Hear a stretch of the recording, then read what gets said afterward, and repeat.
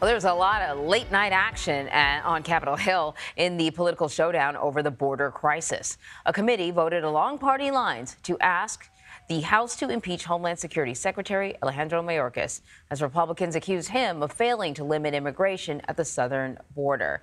The vote came after House GOP leaders suggested that they would block an immigration measure being negotiated in the Senate. Scott MacFarlane reports. Thousands of miles from the southern border, where the Biden administration is grappling with thousands of illegal migrant crossings a day, House Republicans set their sights on the nation's Homeland Security Secretary.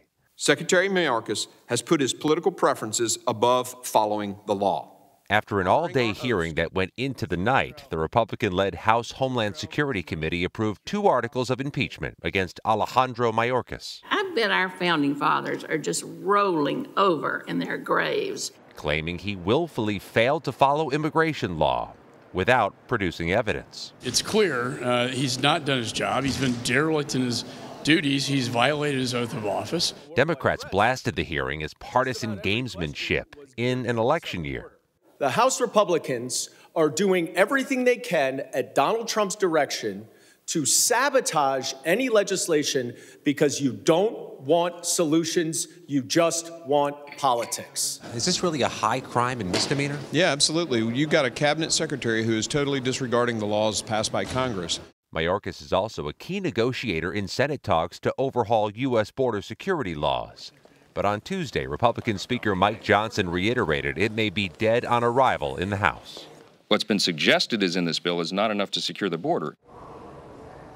Even if this impeachment effort gets passed in the U.S. House following the committee's lead, it is certain to get knocked down in the Democratic-controlled Senate, which would prevent Mayorkas from being the first cabinet secretary removed from office since the 1800s, Anne-Marie. So both chambers of Congress are busy doing things that will never actually come to fruition.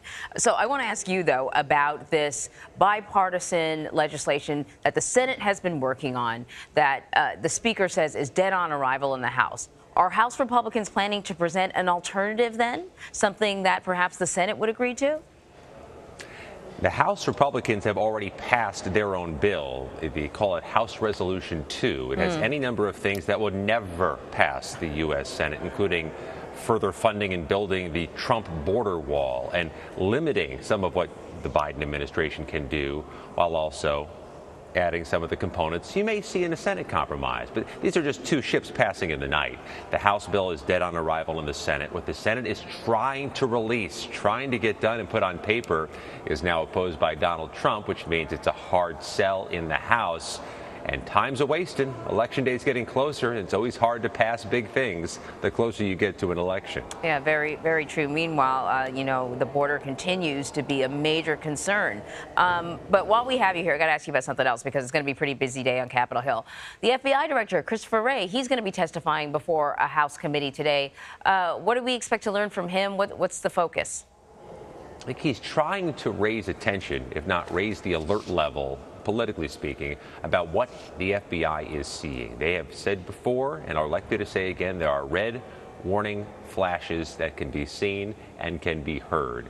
The idea that the Middle East war could trigger threats to the homeland. The idea that there are domestic threats to the homeland, some of which can manifest themselves into mass shootings or threats against political figures. There's an awful lot the FBI director is expected to say today. But some of this is going to echo what he's been saying to Congress over the past few months. They are on alert for potential attack overseas and from domestic threats. All right, Scott, thank you very much.